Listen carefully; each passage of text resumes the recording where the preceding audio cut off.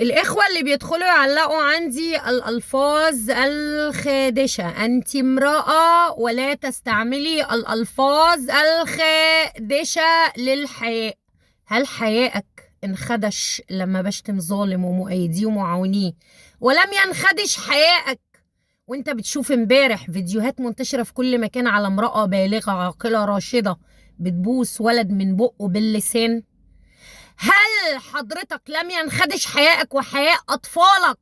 وفي أطفال في الحضانة في كي جي 1 وفي كي جي 2 وفي أولى ابتدائي وتانية ابتدائي بيتم الاعتداء عليهم جنسيا في المدارس المصرية بشكل ممنهج.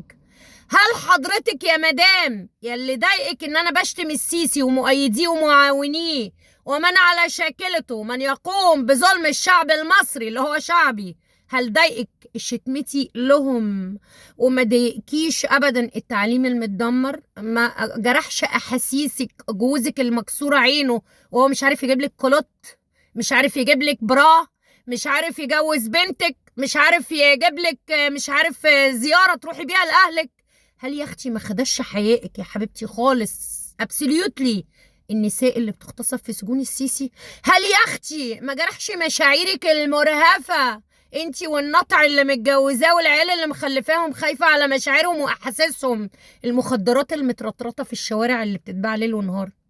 هو انتوا يا جماعه بتسيبوا اللي بينكوا وبتروحوا تمسكوا في اللي شافكوا وانتوا بتتناكوا؟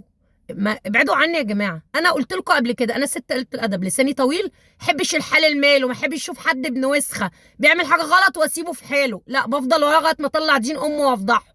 انا كده يا جماعه، دي طبيعتي. اسمعونيش يا حبايبي، محدش يسمعني يا جماعه، اعتبروني ست مجنونه بغني في الحمام وقايله لكم الكلام ده 100 مره، محدش مجبور يسمعني خالص.